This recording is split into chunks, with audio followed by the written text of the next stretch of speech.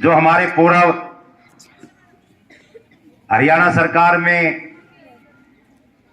Parliament secretary थे और अब एट प्रेजेंट यहाँ के विधायक हैं, वो पहुंचने थे लेकिन किसी बावजह वो हमारे बीच में नहीं पहुंच पाए।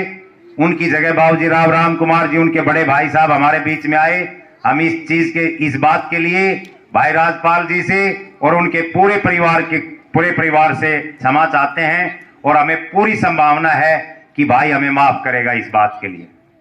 दोस्तों, आपके बीच में जो राजपाल जी ने संस्था चला रखी है, भाई ने बात कही थी कि भाई गांव में संस्था को चलाना कोई छोटी बात नहीं, और ये बात वाकई में सत्य है। अगर बच्चों को एजुकेशन कम दें तो उसका उलाहना मिलता है। अगर बच्चे फैल ज्यादा हो जाएं तो गांव में निकलने के लायक भी आदमी नहीं होता, क्योंकि हमने संस्था गांव में चलाई है। माजरा कला मेरा गांव है, हम एक समय के ही साथी हैं, ये हमारे साथी हैं।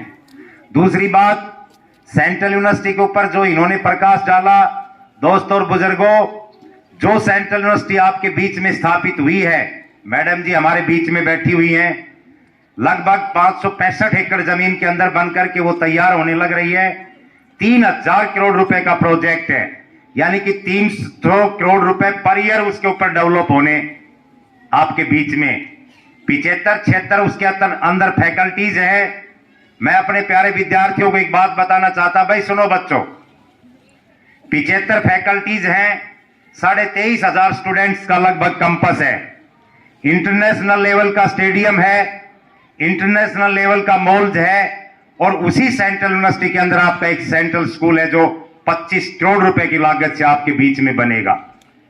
ऐसा शिक्षा का संस्थान आपके बीच में लाकर के स्थापित किया है, जो पाटलिपुत्र और तक्षशिला के आधार के ऊपर इस महेंद्रगढ़ जिले को शिक्षा सत्र के अंदर ले जाकर के, बहुत ऊपर ले जाकर के विश्व के मानचित्र पर आपकी पहचान करवाएगा। ऐसा शिक्षा संस्थान आपके बीच में लाकर के स्थापित किया, ये कोई छोटी बात नहीं है। डीपीएस जैसी संस्था आपके बीच में आ गई। महेंद्रगढ़ के हालात बद से बदतर थे। मैं राजनीति नहीं करना चाहता, मैं कोई नाम नहीं लेऊंगा यहां पर किसी चीज का, लेकिन किए हुए कामों पर जो एजुकेशन के मामले में डेवलपमेंट आई, उसके ऊपर प्रकाश डालना हमारा दायित्व बनता है। संस्कृति मॉडल स्कूल आपके बीच में स्थापित हो चुका है। महेंद्रगढ़ के अंदर कॉलेज के पास आपके बीच में नांगल सिरोई में किसान पब्लिक स्कूल बनकर के तैयार हो चुका है, जिसमें किसानों के बच्चे फ्री ऑफ कॉस्ट, कोई फीस नहीं, वहां पर इंग्लिश मीडियम से आपके बच्चे पढ़ेंगे। ऐसे आपके बीच में शिक्षा के संस्थान आ चुके। और सेंट्रल यूनिवर्सिटी का तो कहना ही क्या है, मैडम जी हमारे बीच में पहुंची हैं, इस बात के लिए 4 चांद हमारे बीच में लगे हैं। मैडम जी का हम धन्यवाद करते हैं कि आपने अपना बहुत कीमती समय निकाला हमारे लिए।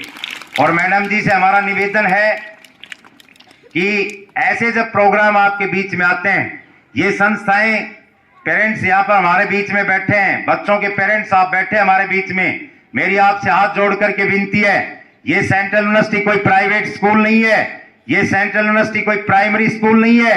जब ये सेंट्रल यूनिवर्सिटी बनकर के तैयार होगी तो इसकी रेडियस, इसकी किरणें 100 किलोमीटर के दायरे के अंदर फैलेंगी। ये आज आपके बीच में कह करके जा रहे हैं।